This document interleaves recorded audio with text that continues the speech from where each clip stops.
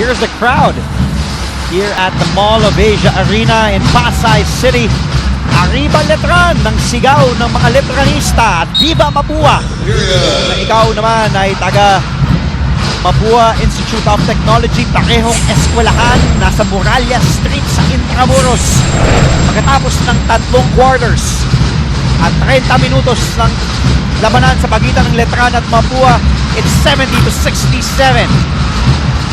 It was Biteng who hit that 3-pointer at the end of the third to give them a 3-point lead.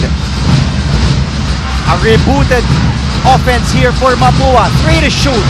Does Isit know it? Isit has to fire, and Oraime with the offensive rebound, but Rakal gets the board. Here is Letran. Mark Rose to Soliano. The one-hander is good for Joe Marie Soliano. He has 14. Coach AG, ibang klase ang ginagawa ni Joe Marie Soliano. Very effective offense being shown by Soliano.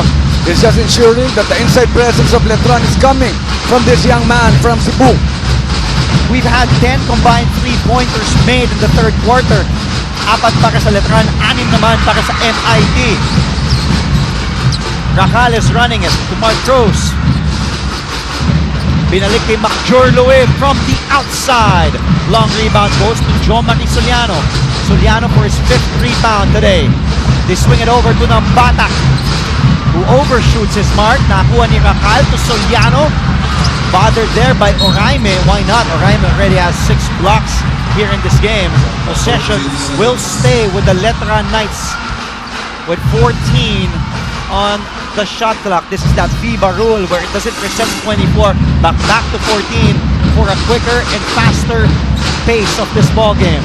Louis for 3. Oraime, Corrals, rebound number 20.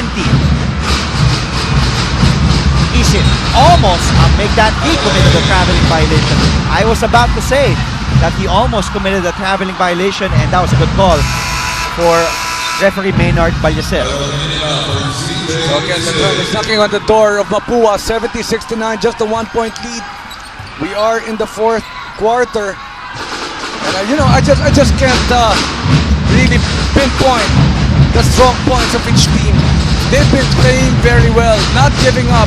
This guy Soliano, we talked about his 14 points. That could have been another wide open shot on the part of Mark Cruz.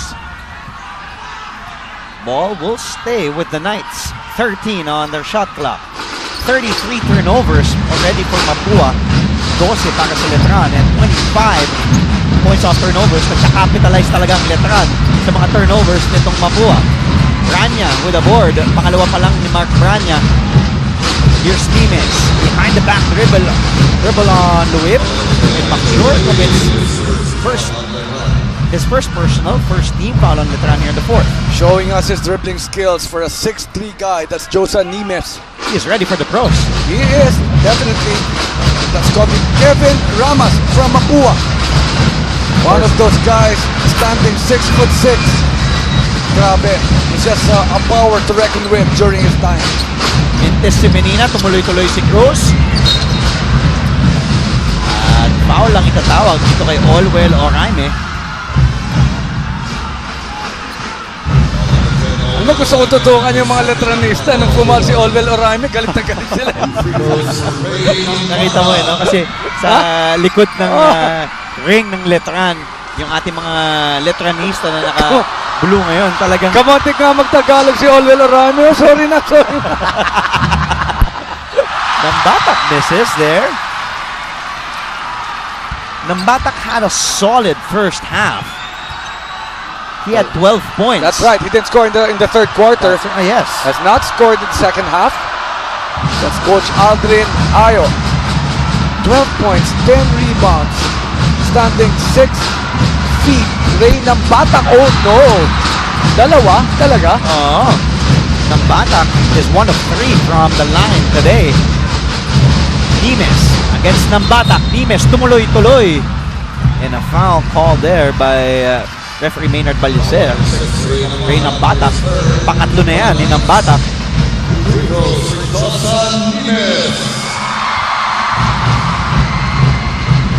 That was a good isolation on the part of Josan Nimes. Since his first one, we are tied at 70. Pending second free throw from Josan Nimes. Nimes is 4 of 4. Ay, hindi pa pala. Ano ba to? 71 pala ang score. Sorry about that. Second free throw, Josan Nimes. Double lane violation. Possession goes back to Letran. And now let's go back to Siege Tantenko. Yes, Dre, buong season nga natin pinag-uusapan ang magandang scoring ni Mark Cruz. Ngayon sa fourth quarter of a very crucial game, siya ang focus ng huddle ng parehong koponan. Sabi sa Mapua, when push comes to shove, they have nowhere else to go but Mark. So let's stop them. Let's not give them any easy shots. Paulit-ulit itong sinabi ni Coach Atoy Maging. Sinabi rin ito ni CJ. He said was really stepped up as a kuya figure within the team. Umako naman tayo sa huddle ng Letran Knights. Panayad lang naman si Coach Alvin Ayo. At sabi niya kay Mark, Mark, wait for a good shot. Keep waiting, take it, it's yours. Yan ang aabangan natin. Back to you, Dre. Thank you, Siege. Medyo natatampo na sa'yo si Coach Alan dahil di mo doon siya sinasabi. Kasama ko si Coach Angie. Coach Alan, may mensahe ka pa kay Siege? Hindi. Wala. Mamaya nasa labas. Third personal foul called on Olwell Oraime. Second team foul on Mapua. Nambatak will bring the ball inbound from the baseline. Soliano with the up fake. Soliano not scared of Oraime. Nambatak falls down hard on the floor. Tumatakbo mga nakapula. Biting. Nakuha ni Soliano. Soliano didn't see Nambatak all alone on the other end. At yun, Kevin Racal all the way for an easy two. You gotta give that to Marvin Cruz for not giving up on that play. All of a sudden, Mark Cruz. Kulit mo kasi Marvin. Things get extended. Racal now has 12. He only scored 2 in the third. Josan Ines may 12 puntos na. Pagkatapos hindi gumawa ng puntos si Josan ng first quarter, he now has 12. At naibalik ang kalamangan sa Mapua. 73-71. Cruz short on that jumper. Nambatak will bring it out. Racal, pinag-isipan, pinigay kay Louis. Cruz, di na nag-isip. Tumikada mula sa labas. And Oraime for his 21st rebound today. Nimes attacking that Letran defense. Pinangga na, may basket pa. Para sa kapitan ng Mapua, Josan Nimes. And is doing everything right here in this ball game. Josan Nimes. This is a Nimes show here in the fourth quarter. And this fast play of the game is brought to you by PLDT Home DSL, the #1 home broadband, followed by our strong move of the game, brought to you by Smart. Live the smart life. Josan Nimes for a possible three-point play, and that foul was called on Ray Nambatak, his 4th personal foul already. 4 of 5 at the lines, Nimes. Yes, You know, Coach. Andre, even if you're not from Letran, you're not from Mapua, definitely this is one game Oh, yes. that you have to be watching. The quality of the game is just so intense, so good, that I'm really enjoying covering this game with you. Racal. Pinanggayan, Kevin Racal will head to the line. First personal call on Mark Brania. And you know that this is the stage of the game when Letran does its job very well, going to the final 6 minutes. A former Letran Knight just tweeted, once a night, always a night, never give up, never give in. Salamat. He's very special, JP That's Belanchon. right. A great shooter from the outside.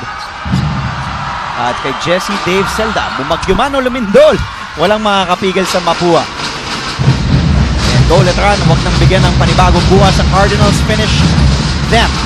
Maraming salamat sa inyong mga tweets. Cruz picks up the leather. They are down by 3. Can they tie it with this Calvo 3? Soliano with another offensive rebound. That's his 5th offensive rebound. 6 total today. Calvo to Nambatak to Racal. Bigat Nambatak for 3. Wala. Oraime. And his baseball pass is too strong. Para dito kay CJ Isit. Olwell Oraime apologizing to his teammates. Got a little too excited. Sabi naman ni Coach Ed Cordero, relax lang kayo kasi tumatakbo din ang Letran no? So kailangan siguraduhin natin. And we've had so many turnovers talking about Mapua.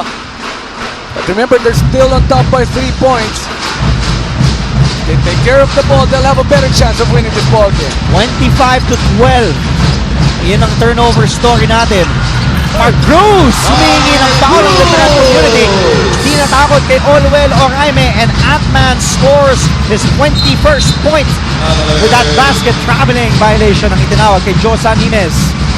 We've got to go back to that shot of the Ant-Man. I don't even know how he was able to release that ball. You asked for it, Coach Allen, you got it. Here's our Master Guapo move off the corner. Watch out for more Guapo moves. Powered by Master Secreto ng mga Guapo. And Mark Cruz is 8 of 19 from the field. 21 big points. And again, he's got the ball. What a spin, what a pass. And Soliano. That's going to be Bonquito. That's right. And Letran is back. They're on top 1 point. 4 and 40 remaining. 77-76. That was the fourth assist from Mark Cruz. Oraime naghahanap ng mga kakampi. Menina to Serrano. And Serrano fires an outside shot. I don't think Coach Atoyko would have liked that shot from Serrano. Calvo! What a crossover by Calvo!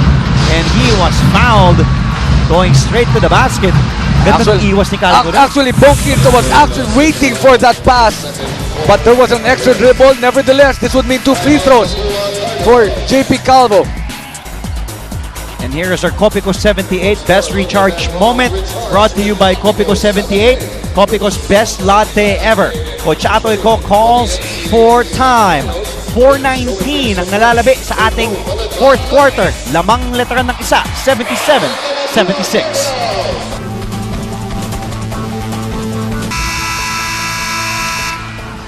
Magandang hapon sa ating mga manonood dito sa loob ng Mall of Asia Arena sa Pasay City. At magandang hapon din kay Oliver Gan, at kay RJ, kay Bok, nanonood ang kanyang pamilya, Dungo family na nakatutok ngayon. At syempre kay Martin Sultan, kay kasamang Mix Bustos, ang daming nanonood sa atin, Coach. That's right. Arnold Bernal, also from Mapua, enjoying this ball game. Pinapagrit yan ni Chef Kenneth. Also Bill Lepore, he's my neighbor sa Eastwood. He's from New York. So enjoying the NCAA games. Back to live action. Soliano has the leather. Mapua called a timeout earlier. Lamang ng isa ang Letran. The kick out to Calvo in the corner. Calvo finds Soliano. He's been hitting a lot of those. And another two for Joe Marie Soliano. 16 na ang kinakana ni Soliano. That's just a great ball game on the part of Soliano. Look at this, 5 players in double digits, and Soliano already has 16 points para sa Letran. And just to show you the quality of this ball game for Mapua, there are 4 guys who are in double digits. Will Mapua win or will they go home? Will they force a do-or-die match with Letran on Friday? Nieles. Shot clock ticking down. 7. Serrano. Foul there by Racal. A little too close for comfort with the defense of Kevin Racal. 14 fouls I should say, for the Letran Knights. And recharge with Copico 78, Copico's best latte ever.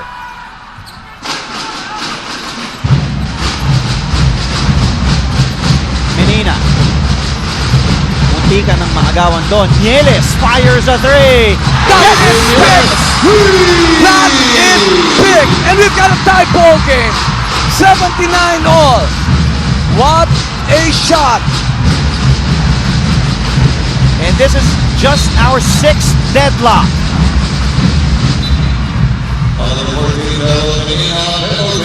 We talked about the challenge. We talked about the guards of Mapua. Are they up to it? And this shot proves it all. Challenge shot from Nieles, and he sinks that big 3-point shot.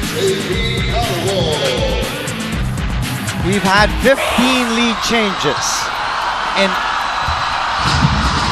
6 deadlocks so far. Calvo at the line. It's pressure time para dito kay JP Calvo, but the young guard converts. That is just his first point, which gives Letran the lead back para sa ating 16th lead change. This boy plays with a lot of spunk.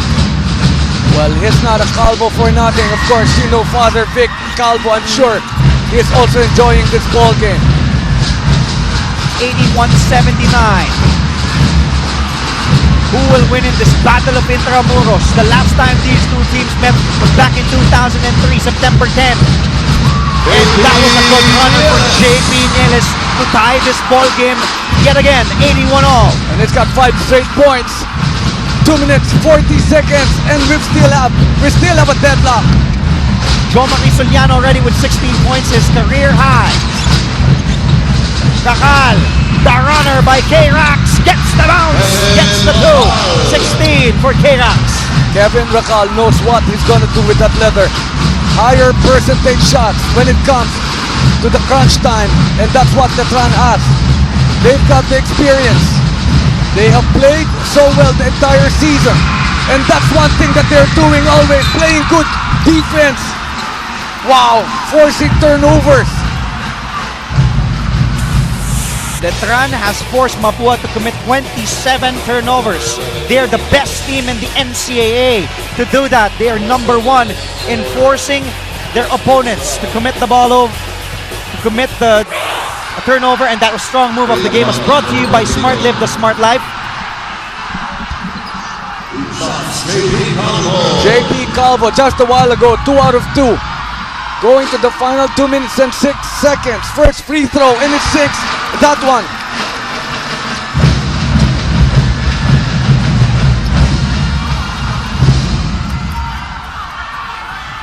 JP Calvo just scoring his first points earlier at the line. He can make it 4 now. JP was 0 of 4 from beyond the arc, but he is perfect at the free throw stripe so far. But he's playing at crunch time. JP Calvo is there not just for defensive purposes. He's there to defend against CJ Isit.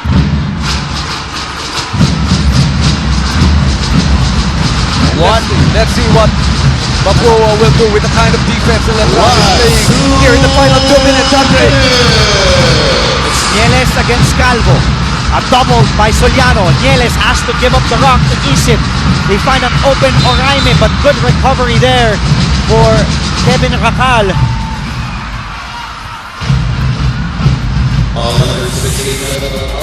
And that sends them in the penalty. And here's our Copico 78 best recharge moment, brought to you by Copico 78, Copico's best latte ever. That will send Oraime to the line. Alam mo, natutuwa ako pag pinagdadasal nila, no? Yung mga Letran back, pag pinagdadasal nila na makashoot yung Letran. Pero kapag napafoul yung Letran, ay nako, talaga naman ang pinagdadaanan ng mga players ng Mapua. Oraime is a 60% free throw shooter and chance of MVP from the Mapua students on this rookie 19-year-old Lagos, Nigeria native. Allwell Oraime, just his 6th point, but 22 rebounds and 6 blocks in this game. Letran 85, MIT 83. A minute and 38 ang malalabi. Cruz, binangga ni Nieles. Mark, wow! And Cruz gets the bounce. Again over the outstretched arm of Allwell Oraime. Still plenty of time remaining, but this is a 2-possession ball game. Do they know where Allwell Oraime is? Nimes misses. Oraime right on cue. Allwell Oraime with the putback. He has scored the final 4 points, or the last 4 points for Mapua. A minute and 10 seconds remaining, just a 2-point lead. Calvo to Racal was fouled by Allwell Oraime. That will be Allwell's 4th personal foul. That will send Kevin Racal to the line. What a ball game. First, this hard shot and that big offensive rebound from Allwell Oraime. For a fast play of the game brought to you by PLDT Home DSL, the #1 home broadband. Racal already has 16, misses that free throw. And these are just big free throws missed by Kevin Racal. A minute and 8 seconds remaining, 1-possession ball game. even if K-Rox makes this second shot. That was Kevin Racal's first miss from the line today. And again, those people at the back praying that Kevin Racal takes the second one, and they did.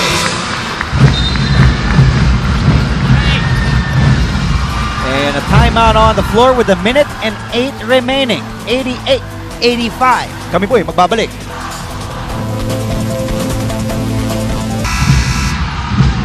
Rock and roll, Raymond Almazan, a former NCAA MVP. Rock and roll. Raymond Almazan enjoying this ball game. Siguro gusto niya maglaro, no? Magandang umakatapat niya doon si Olwell Oraime. Ikaw nga gusto maglaro, siya pa. Imagine Raymond Almazan against Olwell Oraime. Ito, solid.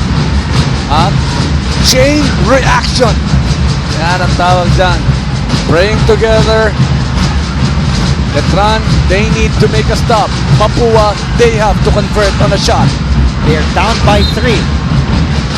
Referring to the Mapua Institute of Technology Cardinals, who this be Diyos Animes' final game in the NCAA. Biteng in and out for 3. A battle for the rebound, and the ball will go back to Letran.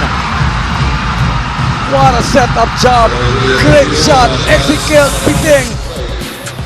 But this is just a lucky break on the part of Letran. The shot was in, and then it decided to go out. Ika nga, basket na, naging bato pa, baka dito kay CSJL. That could have been big and could have tied this ball game at 88 all. Biteng is 5 of 9 from beyond the arc. 59.2 seconds ang nalalabi. Unang laro pa lang natin dito sa Final Four. And what a way to start the Final Four of NCAA Season 91 with these two neighboring schools. Let's take a look one more time. Biteng, in and out for that 3.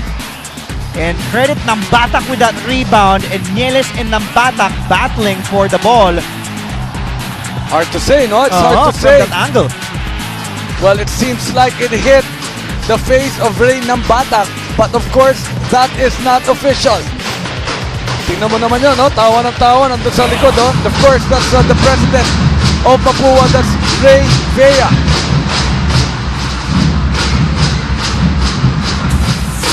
Panoorin natin ulit. Nieles and Nambatak.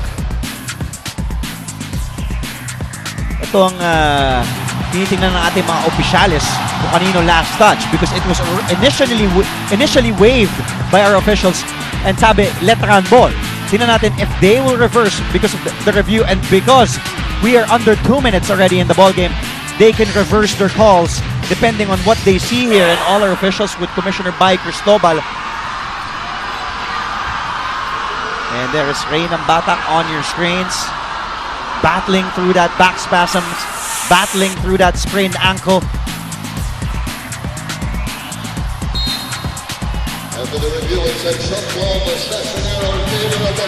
That is safe. That is safe. That is a very good call on the part of our officials. Wala kahit na anong angulo eh, no? Tinignan natin dito. Kita mo naman yung angle natin dito.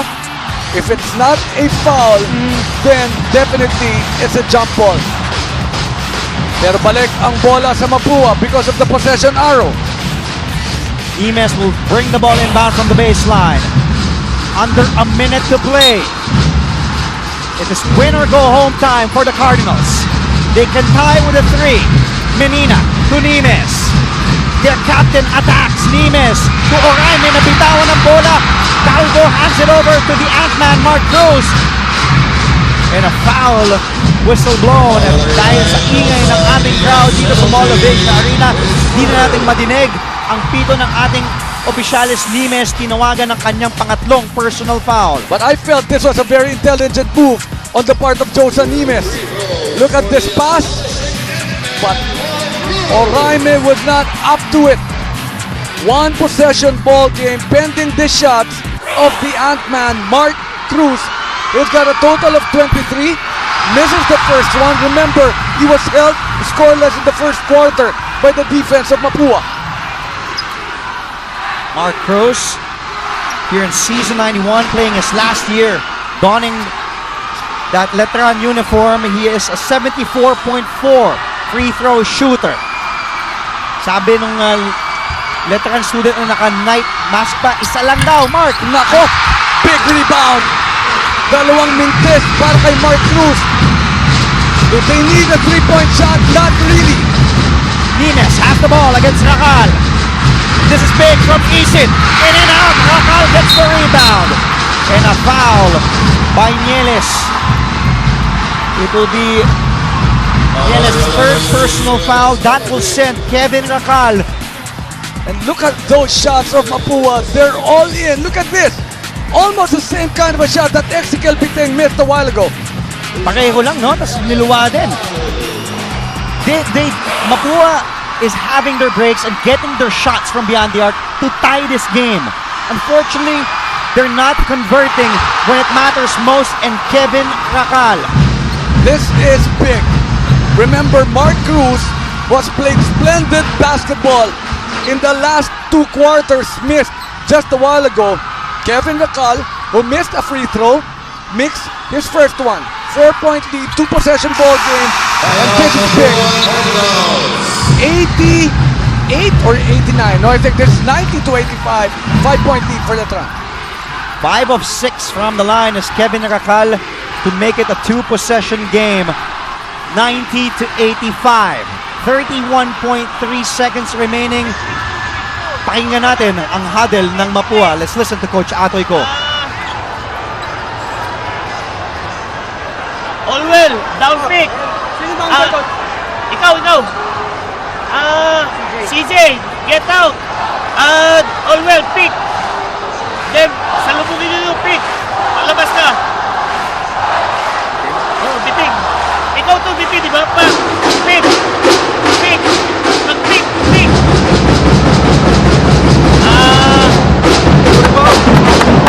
Tama ba?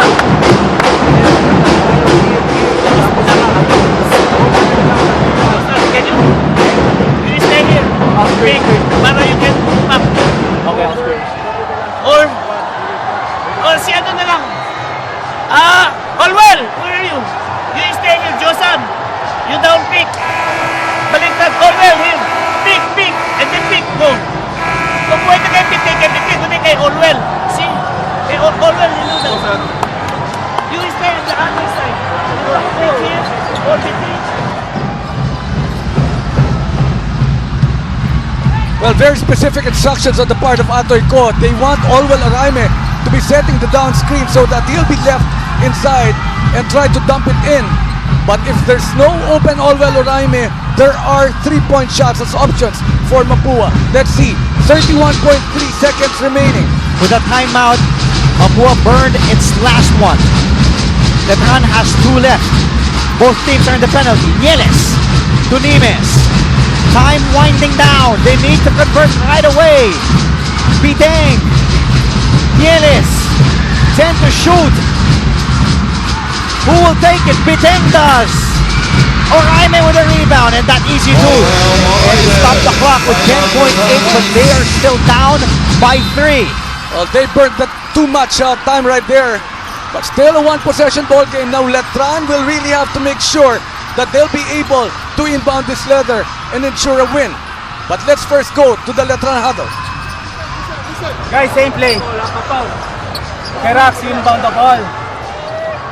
Mark, stay here. Jom, you stay here, Jom.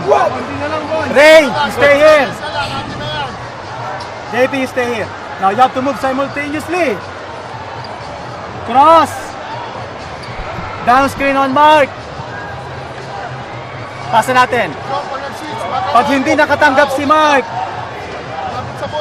eto Ray, isil mo to. Okay? Pag pumasok kay Ray, pare, cut kay Rax. Okay, Mark, Phil. Secure natin yung bola. Space up. Secure natin yung bola. Okay. Guys. Pare, huwag tayo mag-expect ng foul. Okay? Maglaro lang tayo ng basketball. Okay, huwag tayong ganun-ganun, okay? Pero pag ipasa natin yung bola, ang bola pa wala, pull out. Mark! Pag nakuha ni Mark dito, Okay, pwedeng umangat to para pressure release. Pressure release. Ha? Let's go. Well, very clear instructions on the part of the coaching staff of Letran. Number one, they should not really think that they're going to be fouled by Mapua. They have to take care of that ball. They have to be able to inbound. There are pressure releases and 10 seconds to go. If they'll be able to inbound this one, then Mapua, going to the final 7 seconds, will already need to foul and send Letran to the line. 10.8 seconds remaining on your screens. The Letran bench, will they go back to the finals? They were in the finals in seasons 88 and 89 but missed the Final Four last season. And Mark Cruz was hounded by Nieles and Isip. And that's just veteran smarts on the part of Mark Cruz, ensuring that he's not trapped there in that corner. So Mark Cruz will again be taking 2 free throws. He missed 2 just a while ago. Mark Cruz today at the line is 2 of 4, 50%.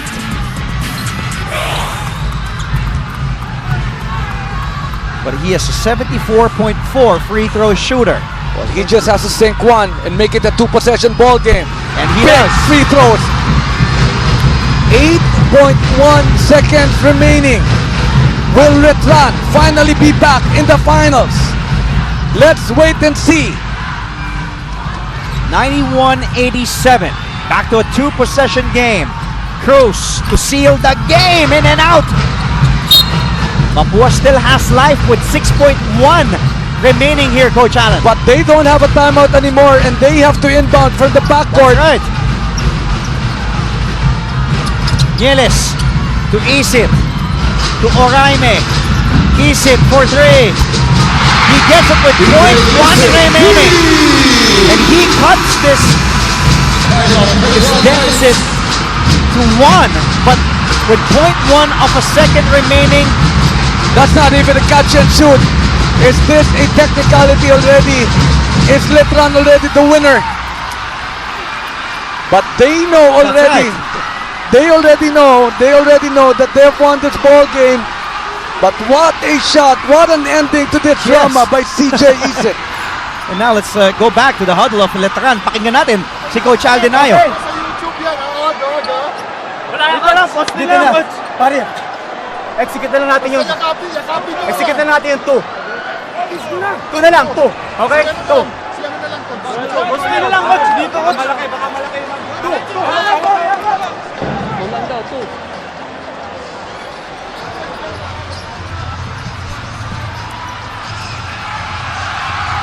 Well, all Letran has to do is touch that leather and that's it. I was just about to say, sasabihin ko nga lang, bigay lang ang bola kahit kanino, kahit basta ma-inbound mo lang ang bola. With, at naiangat ba ang oras to 0.5 kanina, it was 0.1 remaining, but it's 0.5 of a second ang nalalabi.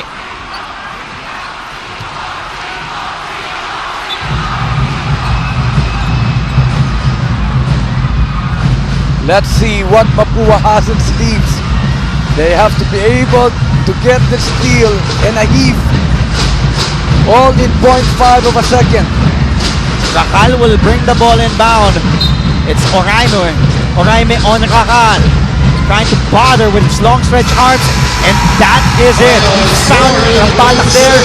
And just like that, Colegio de San Juan de Letran will go back to the NCAA Finals. And what a season for the Mapua Institute of Technology Cardinals. What a career and a season here in the NCAA for Josan Imes. And what a game we just witnessed here, Coach Allen. Well, we'll be back. We'll talk about more partners. Grabe, what a ball game. Tatapusin natin to, but our final score, 91 for Letran, 90 for Mapua. We'll be right back.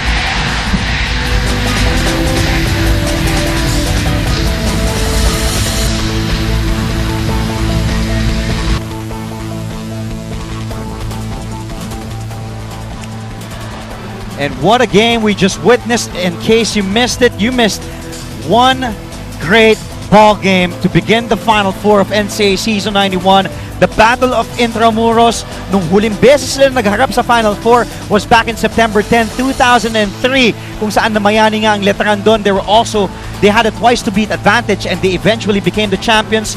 Mapua played great. They almost pulled off a win here para ma-extend nila and force a do-or-die game on Friday. But coach, what an ending to what a game.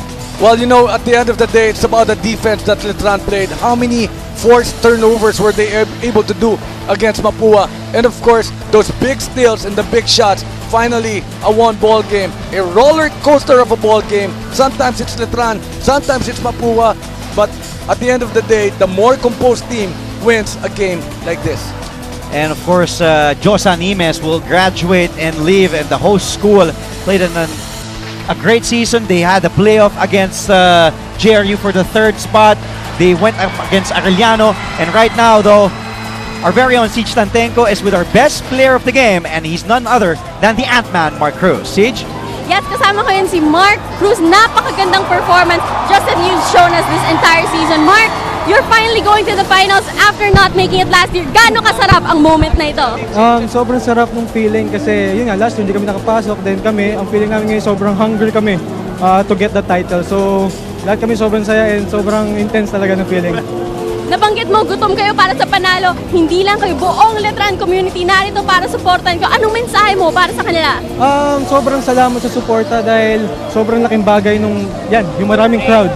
Dahil nakakapag-boost ng energy namin yan every time nakakashoot kami. So sobrang thank you. Then sa finals, kita-kita tayo ulit. Binabati ko si mama, family ko, si kuya, si baby Kisha ko, yung love ko to group, si Doc Anas, Boss Danny, hello.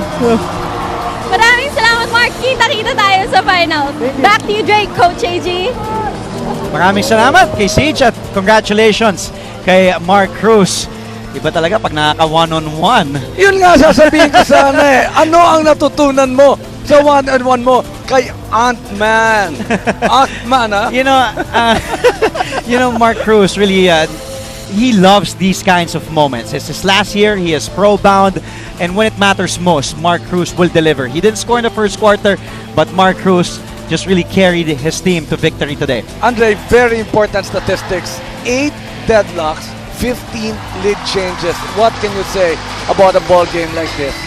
And after missing out on the Final Four last season with a 9-9 record, and they finished at 6th place, itong Letran Knights, they are back in the finals. Can San Beda do the same and put JRU away? That remains to be seen in a few minutes. But once again, what a season for the Mapua Cardinals. Up next, it is the 5-time defending champions trying to go for history. Coach Allen trying to go for number 6 against JRU. Your quick thoughts on this upcoming ball game? Well, very important. JRU, they have to be able to defend against the veterans of San Beda Red Lions.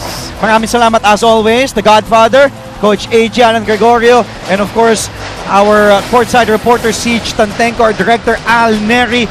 What a game. And Olwe Loraime was just dominant. But what an effort for the Mapua Cardinals. The final score was 91-90. In the first round, it was Letran who won 80-77. In the second round, it was 82-77 in favor of Mapua. Today, at the half, Letran led and they prevailed with a 91-90 victory to go back to the finals. Up next, San Beda versus JRU. You're still watching the NCAA Season 91. This is the Final Four. Dito lamang sa ABS-CBN Sports and Action.